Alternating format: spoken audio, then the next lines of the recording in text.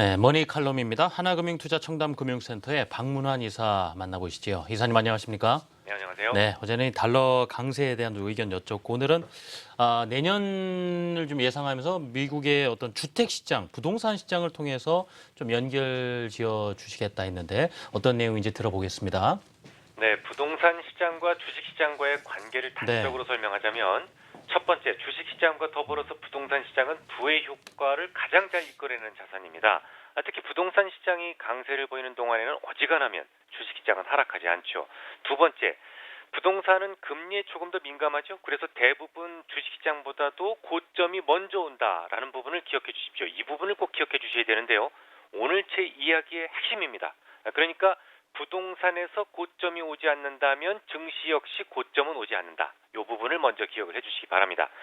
자, 그렇다면 당연히 현재 미국의 부동산 시장이 어디쯤 와 있는지 그 전망이 매우 중요하다는 것을 알 수가 있는데요. 시장에서는 부동산에 대한 전망 그다지 밝지 않습니다. 이유는 이미 금리를 올리기 시작을 했기 때문에 금리에 민감한 부동산이 2017년도에는 꺾일 가능성이 높다라는 판단을 일부 투자자들이 하고 있는 것이죠.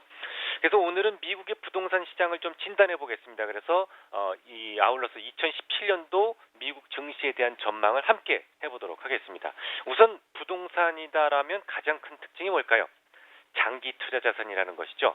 미국 중산층에서 주택 평균 보유 기간은 대략 11년 정도입니다. 대부분 30년 모기지를 통해서 자금을 융통하죠. 그래서 금리가 낮을 때 사는 것이 매우 중요하고 유리합니다. 단 1%라고 하더라도 30년 동안 걸쳐 적용되는 원리금에는 상당한 차이를 만들 수밖에 없으니까요. 그런 특징을 잘 이해하신다면 오늘 새벽에 발표됐던 11월 기존 주택 거래량이 10년 내 최고치를 기록한 것 충분히 이해하실 수가 있으리라고 생각이 됩니다. 지난 12월에 금리를 올릴 것이다라는 것을 모르는 사람은 없었을 테니까요. 기왕 주택을 살 거라면 금리를 올리기 전에 사는 것이 훨씬 낫다고 생각했을 것이고 이것이 어느 정도 가수요를 이끌어냈던 것이죠. 그럼 이제 금리를 올렸으니까 더 이상 거래는 없어질까요? 금리에 민감한 부동산 경기가 과연 2017년도에 꺾일까요? 물론 금리 인상을 앞두고 가수요를 많이 이끌어낸 만큼 적어도 12월 주택 거래량은 확 줄어들 것으로 보고는 있습니다. 하지만 그렇다고 그것이 주택 경기의 위축을 의미한다라고 함부로 평가해서는 안 될 것입니다. 금리는 일단 오르기 시작하면 그 속도의 차이만 있을 뿐 꾸준히 오르게 되어 있죠. 그래서 금리가 중립금리에 이르기 전까지는 주택에 대한 수요는 일반적으로 떨어지지 않습니다. 그러니까 주택 경기는 금리의 절대 수준이 중요한 것이 아니라 가까운 미래에 현재의 금리 수준보다 높아진다라는 전망만 강해진다면 결국 더 오르기 전에 집을 사려는 수요는 중립금리에 다다르기 전까지는 반드시 있다라는 것이죠. 실제로 지난 21일 모기지 은행가 협회 집계를 보면 이미 기준금리가 올랐지 않습니까? 그럼에도 불구하고 지난주 총 주택담보대출 규모가 전주 대비 2.5% 증가했습니다. 이것은 향후 금리가 좀 더 빠르게 증가할 수 있다, 금리가 상승할 수 있다라는 기대치 때문에 일단 집을 사고 보자라는 생각을 하는 사람들이 더 많아졌다라는 것을 의미합니다. 게다가 말이죠, 중요한 사실이 하나 더 있습니다. 미국에서는 연간 100만 채 정도의 신규 주택이 필요합니다. 지난 9년 동안 극심한 불황이 진행되는 동안 연간 70만 채 전후의 공급만이 있었을 뿐입니다. 그러니까 상당히 부족했겠죠. 그래서 시장에서는 향후 수년간에 걸쳐서 평년을 웃도는 수요가 예상이 됩니다. 이런 일은 과거에도 있었는데요.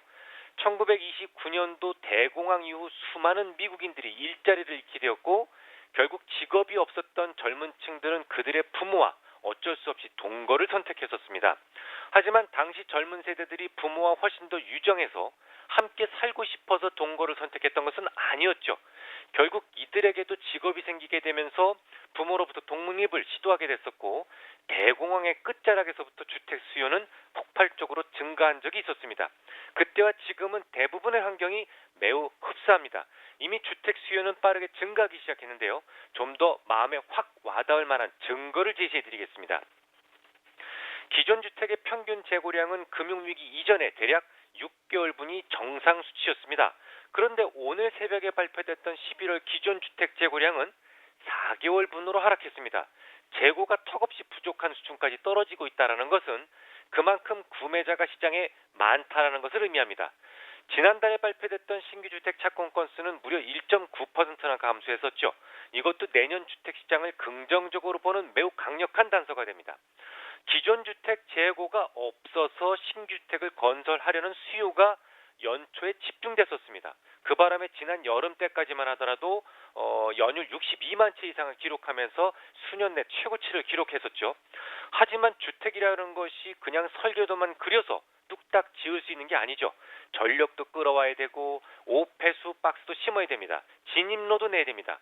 즉 주택을 건설할 수 있는 부지를 먼저 개발한 다음에 주택을 건설할 수 있는 겁니다.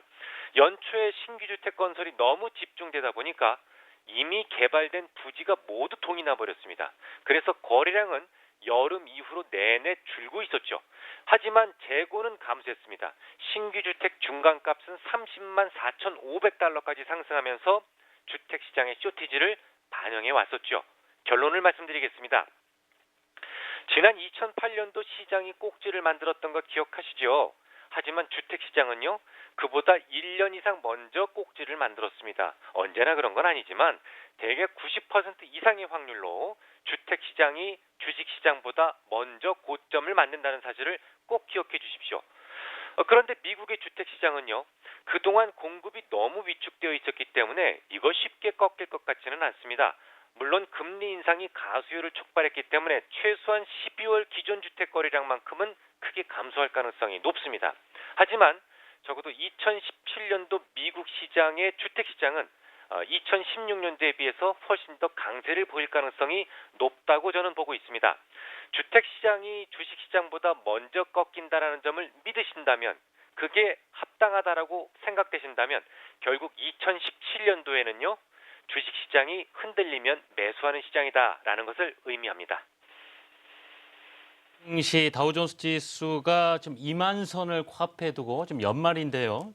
상당히 망설인 모습 보면서 내년에 어떻게 될 것인가 궁금한 분들이 많으셨을 텐데 미국의 부동산 시장과 좀 견줘서 주식 시장 예상을 주셨습니다. 더 갈 수 있다 이런 말씀이군요. 하나금융투자청담금융센터의 박문환 이사였습니다. 말씀 잘 들었습니다.